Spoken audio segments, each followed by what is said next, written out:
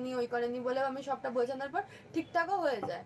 আচ্ছা, হওয়ার পরে আমাদের অষ্টমঙ্গলার সবকিছু মানে এই জায়গাটা না তোমার তো 18 বছর পূর্ণ হয়নি, তাহলে বিয়েটা কি করে হলো? 18 বছর আমার হয়ে যাওয়ার পর মানে আমার 15 এপ্রিলে বার্থডে, আর 22 এপ্রিলে আমি বিয়ে করে নিই। আচ্ছা, কত সালে? 2022-এ। 2022? 22, হ্যাঁ 2022। 2022-এ 18 এপ্রিল তোমার বিয়ে হয়। হুম। আচ্ছা, তখন তোমার 18 বছর পূর্ণ হয়ে গেছে। হ্যাঁ। প্রীতমের বয়স কত ছিল? ওর 21। 21 না হয়েছিল? না না, ভালো sorry, করে ওর বলো। 20। 20? 20। তাহলে 21 কারণ হয়নি। আমি রূপশ্রী করতে গেছিলাম, হলো না হ্যাঁ ওখানে। রূপশ্রী আচ্ছা, তো। তাহলে তোমার আপনারা যে সোশ্যাল ম্যারেজ করে যে বিয়েটা দিলেন, হুম। মানে আনুষ্ঠানিক ভাবে শাস্ত্র মতে, তো ওটা কি করে বিয়েটা দিলেন? বিয়েটা এই কারণে দেওয়া হচ্ছে, যেহেতু ওরকম ও যে হারে সুসাইড অ্যাটেম্প করছিল, হুম। সেই কারণে পাড়ার লোক যেহেতু সবাই মিলে দাঁড়িয়েছিল, বিয়েটা ওই জন্যই হয়েছিল। পাড়ার লোক সবাই একটা হেল্প করেছিল। মানে যেহেতু বারবার আত্মহত্যা করতে হ্যাঁ, যাচ্ছিল, হ্যাঁ। সেই জন্য সবাই সবাই সমাজের মানুষ আপনাকে সহযোগিতা করলো বলে হ্যাঁ, আপনি হ্যাঁ। সোশ্যাল ম্যারেজটা দিলেন। দিলাম, হ্যাঁ। আচ্ছা। কেউ কেউ মাংসের দায়িত্ব নিয়েছে, কেউ মিষ্টির দায়িত্ব নিয়েছে, কেউ প্যান্ডেলের দায়িত্ব নিয়েছে, কেউ ব্রাহ্মণের দায়িত্ব নিয়েছে, এরকম ভাবে সবাই মিলে বিয়েটা তাহলে ওই দিয়েছে। দায়িত্বটা নিয়ে আলাদা, কিন্তু আমার যেহেতু 21 বছরের ছেলে না হলে বিয়ে করাটা আইনত অপরাধ, ওখানে নাবালক ছেলে, আইনের তো কোনো সেখানে হয়নি, কাজ ওটা করেনি। পাড়া যেহেতু দিয়েছে, এখানে আর সেখানে কিছু বলার নেই। আচ্ছা, পাড়া বুঝতে সবাই পেরেছি। মিলে দিয়েছে। ও, তার জন্য পুলিশের কাছে কোনো ইনফরমেশনে না, যায়নি, আর না। পুলিশ কি এই ব্যাপারটা জানতেন? হ্যাঁ, উনি জানতেন, উনি বলেছিলেন আচ্ছা, যে ওর 18 বছর হয়ে গেলে, ওকেও আবার এমনও বলেছিল, তুই যদি বিয়ে করিস আমাদের নেমন্তন্ন করবি কিন্তু। আচ্ছা, হ্যাঁ, ঠিক আছে। সেই জায়গা থেকে পুলিশ জানতো যে ওকেই বিয়ে করবে। আচ্ছা, হ্যাঁ, তার জন্য তারপরে পাড়ার সবাই মিলে দাঁড়িয়ে থেকে, যেহেতু ওর বাবা, এবার আমার গার্জেন তো আমার বিয়েতে কি কি স্বামী। দিয়েছিলেন কে? আপনি? বিয়েতে? বিয়েতে বাবা যেহেতু নেই বা ছিল না, মানে এই বিয়েতে রাজি ছিল না, তাহলে দেওয়ার মতন আমার কিছুই নেই। শুধু আমার মা আমাকে যে কানেরটা দিয়েছিল আমার বিয়েতে, সেই কানেরটা আমি দিয়েছিলাম, যেহেতু আমার পাওনাটাই ওকে দিয়েছিলাম। আর ছেলেকে করে কি, আরে ব্রেসলেট। ওই আশীর্বাদ করে না, ওই আশীর্বাদ করে একটা রূপোর মোটা করে একটা ব্রেসলেট বানিয়ে দিয়েছিলাম। মানে ওকে কানের, হ্যাঁ। আর ওকে একটা ব্রেসলেট, আংটি। আমার পক্ষে তখন সম্ভব ছিল না, তখন আমি ইউটিউব করতাম না। আমি আচ্ছা, বললাম, ব্যাপারটা তখন আমি বুঝেছি, ইউটিউব ঠিক আছে, করতাম না। হ্যাঁ। আচ্ছা, এটা দিয়ে তারপর আনুষ্ঠানিকভাবে বিয়ে দিলেন। কোথা থেকে বিয়ে দিলেন, মন্দির না বাড়ি? বাড়িতে। বাড়িতেই? বাড়িতে বলতে আমার পাশের বাড়িতে বাড়ি। না, পাশের পাশের বাড়িতে। বাড়িতে। পাশের বাড়ি থেকে তারাই বাড়িতে প্যান্ডেল করতে দিয়েছে, তারাই পুরোহিত সব- মশাই হ্যাঁ। ডেকে যেভাবে শাস্ত্র মতে বিয়ে যেমন হয় সেভাবেই সেরকম বিয়ে ভাবেই হয়েছে। হ্যাঁ। আচ্ছা, বিয়ে করে রিমি কোথায় উঠলো? ওই বাড়িতে। দিদুন বাড়িতে। হ্যাঁ, দিদুন বাড়িতে। ও বিয়ে করে নিয়ে, হ্যাঁ। বিয়ে করে নিয়ে আমার মায়ের ঘরে উঠেছিল। বিয়ে করে আমাদের বাড়িতে ঢুকতে ওর দেয়নি। বাবা Allow বলেই করেনি। দিয়েছে আমার বাড়িতে অ্যালাউ নেই। ওদের বাড়ির পাশের বাড়িতে ওর দিদুন বাড়ি। আচ্ছা, আচ্ছা, তোমার দিদুন বাড়ি মানে তোমার রিমি। হুম, হুম, তাহলে হুম। প্রীতমের বাড়িতে তারপরের দিনকে গেলে? হ্যাঁ, আর প্রীতম ছিল মাঙ্গলিক। আচ্ছা, তাই জন্য আমাকে বলেছিল যে বিয়ের আগে শিব ঠাকুরের গলায় মালা পরিয়ে, মালা দিতে। মালা পরিয়ে বলেছিল যে মন্ত্র পড়ে যাতে মালা দেওয়ার হয়। আমি জিজ্ঞেস করেছিলাম যে কেন, তখন আমি তো জানতাম না যে একটা ও বিয়ের ছবি মাঙ্গলিক। বার করবেন, হ্যাঁ। দিয়ে তারপরে? তখন আমি জানতাম না যে ও মাঙ্গলিক, আমি তো বিয়ের পরে জানতে পারলাম। তো আচ্ছা। আমি বলেছিলাম আমি তো মাঙ্গলিক না, তাহলে আমি কেন পড়াতে যাব? তাও বলেছিল যেহেতু তখন আমি ও মোহর ওই ওই দিকটায় আমি সবকিছু মেনে চলছি, তো আচ্ছা। আমি সেই হিসাবে আমি সেটাও করেছি। আচ্ছা। সেটা করাতে ওকে আমি যখন বিয়ের পরে জিজ্ঞেস করলাম যে তুমি কি বট গাছের না কি সে একটা মালা পরাবে বলেছিল, সেটা পরিয়েছিলে? বললো না আমি পরাইনি। তো আমি বললাম আমাকে বলেছিল, আমি তো সেটা পরিয়েছি। আচ্ছা, মানে তোমারও মাঙ্গলিক? না আমি না, মাঙ্গলিক না, ও না। তোমার তোমাকে পড়াতে বলেছিল কেন? আমাকে বলেছিল, আমি সেটা জানি না কেন। কে বলেছিল এটা? এটা ওর মা বলেছিল আমাকে। আচ্ছা, মানে ওর মা বলেছে, যার মাঙ্গলিক সে বটগাছে মালা পরায়নি? না, কিন্তু তোমার মাঙ্গলিক নেই, তুমি বটগাছে মালা পরিয়েছো? আমি বট গাছে পড়াইনি, শিব ঠাকুরের গলায় মালা পরা। ও, শিব ঠাকুরের গলায়, শিব ঠাকুরের গলায় পরাতে বলেছিল? হ্যাঁ। ওদের ওটা ভালোই তো। হ্যাঁ, হ্যাঁ, তারপরে? তো সেই হিসাবে ওই যে তোমার বিয়েটা হলো, দিদুনের বাড়িতে গেলে? আচ্ছা, দিদুনের বাড়িতে গেলাম, তো ওখানটা মানে ওই দিদুনের বাড়ি আমাকে পরের দিনই নিয়ে যায় না। হ্যাঁ, বিয়ের পরের দিন, যিনি বিয়ে করে ওখানে ওঠো তার পরের দিনকে পরের যেতে দিনই- হবে। হ্যাঁ, হ্যাঁ, পরের দিনে নিয়ে যায়। তো তারপরে তো রিসেপশনের ওই ব্যাপারটা হলো, তারপরে প্রীতমের বাড়িতে হয়েছে? হ্যাঁ, আচ্ছা, তারপরে? তারপরে এটা বউ ভাতের। হ্যাঁ, হ্যাঁ, তারপরে?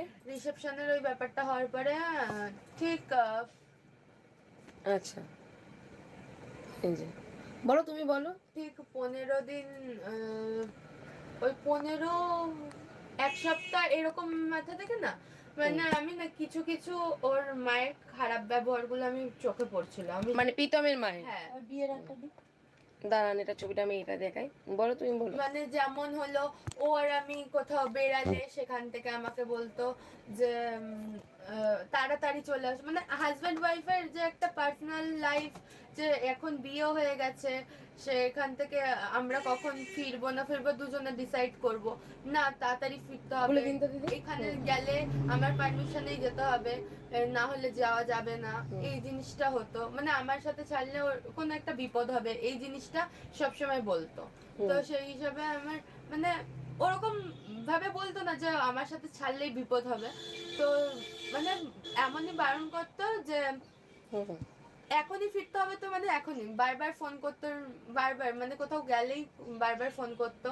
তারপরে কিছু হলেই মানে আমাদের যদি ঝামেলা হচ্ছে মিডিলে এসে মানে কিছু না কিছু দুজন মিলে যেখানে সলিউশনটা বের করব সেখানে এসে কিছু একটা একে বললো ওকে বললো, মিডিলে কেউ একটা ঢুকলে সে আমার বাড়ির হোক বা অন্য বাড়ির মানে ওর বাড়ির হোক, ঢুকলে তো ঝামেলার সৃষ্টি আরো হবে। সেখানে দুজনে যদি কথা না বলে কিছুক্ষণ স্টপ থাকি সেখানে ঝামেলাটা আর হবে না। সেই জিনিসটা থেকে ওর মা এসে মানে কথা বলতো আর ও আরো রেগে যেত। ওর একটা স্বভাব ছিল ভাতের থালা ছুঁড়ে ফেলা, আচ্ছা। তারপরে জলের বোতল ছুঁড়ে ফেলা, মানে ও নিজেও জানতো না, ওর রাগ কন্ট্রোল না করতে পেরে ও আমার দিকে ছুঁড়ে ফেলছে না ওর মা বাবার দিকে ছুঁড়ে ফেলছে। আচ্ছা। ওর মা বাবার দিকেও অনেকবার রাগের চোটে ওর মা বাবার দিকে ছুঁড়ে ফেলেছে, আমার দিকে ছুঁড়ে ফেলেছে, এরকম করতো। তো সেই হিসাবে এই জিনিসটা আমি একদিন ওর যখন ওর বড় মাসির ছেলের যখন জন্মদিন ছিল সেদিনকে আমি পুরোটা মাকে বলি, মা আমার সাথে না এরকম এরকম জিনিস হচ্ছে, আমি না নিতে পারছি না, আমি তো কাউকে বলার মতো নেই, আমি প্রথম এখানে তো এসছি, আমাকে সেইভাবে গাইড করার মতো না কেউ নেই। ওর মা কি করে, ওর মা একবার রুমের মানে ওর বড় মাসির বাড়িতে ছিলাম যেহেতু বার্থডে ছিল, তোর বড় দেখছে আমি আমার আস্তে আস্তে কথা বলছি মায়ের সাথে, ওটা শুনে না দরজার আড়াল থেকে শুনছে কান পেতে যে আমি মায়ের সাথে কি কথা বলছি। পুরো সত্যি বলবে, মিথ্যে আশ্রয় নেবে না, যাতে তোমার একদম। কোনো কমেন্টের শিকার বা আমি যেন কোনো না রকম- এইগুলো আমার আগেও হ্যাঁ, বলেছি আমি জাস্ট বলছি যেন হ্যাঁ। অপদস্থ আমাকে না তাই যেন, মানে যখন আমি কথাটা বলবো আমি তো প্রীতমকেও কথা বলবো। হ্যাঁ, একদম। তো সেই হিসাবে আমি মাকে এই জিনিসগুলো সব বলি যে মা এইরকম এরকম ব্যাপার হচ্ছে, আমি তো এখানে ফার্স্ট মানে প্রথম এসছি, আর মা তখন মা আমাকে সবকিছু বলে, আমি ওর সাথে কথা বলবো এই বলবো ওই বলবো, তো ওর মা ওগুলো সব দরজার আড়াল থেকে শুনেছে। বিয়ের সেগুলো- দিনকের কথা বলছো তো? না, না বিয়ের দিন না, বিয়ের পর পর যেই আমরা রিসেপশনের পরের দিন। না রিসেপশনের পরের দিন তো যে অনেক হয়ে কটা গেল দিন এগুলো, পরে। অনেক কটা দিন পর, আচ্ছা, তারপর? মানে অনেক কটা দিন ধরে যেগুলো আমার সাথে ঘটেছে বিয়ের পর থেকে, সেটা আমি ওর দাদার বাড়ি এসে, তো সেইটা ওর মা কি করে প্রীতমকে বলে যে ওর মায়ের সাথে না ও কিছু একটা কথা মানে বলা বলি করছে, আমাকে দেখলেই চুপ হয়ে যাচ্ছে, ফোন কেটে দিচ্ছে, কিছু একটা মানে কিছু একটা বলছে। তো সেই হিসাবে একটা বাড়িতে ঝামেলা লাগাতে আমাকে উল্টো পাল্টা বলে, তো আমিও রাগ কন্ট্রোল না করতে পারে আমিও বলি, তো মা সেখানে কথায় কথায় বলে ফেলে যে আমার মেয়ের কিছু হলে কিন্তু আমি দেখে নেবো, আমি আমি থানা যেটা পুলিশ- বললাম না সেদিনকে, হ্যাঁ, আমি এটাই বলেছি, হ্যাঁ। এটাই আমার অন্যায় হয়েছে। আমি আমি জানি যে এটা বললে যদি চুপ হয় জিনিসটা থেমে যায়। হ্যালো, কে বলছেন? হ্যাঁ গো বলবো, আমি তোমাকে একটুখানি ওর সাথে কথা বলে নিয়ে আমি তোমার সাথে কথা বলছি। হ্যাঁ, আমি না আমার প্রচুর ফোন নাম্বার, তো তোমাদের নাম্বার তো সেভ করা নেই, ওই জন্যই হয়তো অসুবিধা হয়েছে, আমি ফোন করছি।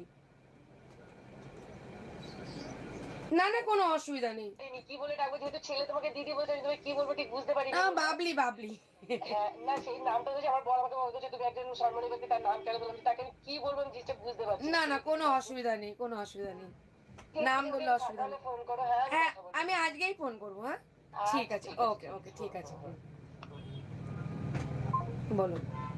তো সেই হিসাবে মা বলে যে আমি কিন্তু জেল খাটিয়ে ছাড়বো, আর যেই কেসটা কে বলে এটা? মা বলে। তোমার মা? হ্যাঁ আমার মা বলে। কাকে বলে? প্রীতমকে বলে। আচ্ছা, কেন জেল কাটাবে? ওই যে আমার মেয়ের ওপর টর্চার, মানে আমি ফোন করেছি, আমি রেগে ফোন করেছি যে আমার সাথে এরকম ঝামেলা হচ্ছে, এরকম ছোড়াছুড়ি হচ্ছে সবকিছু।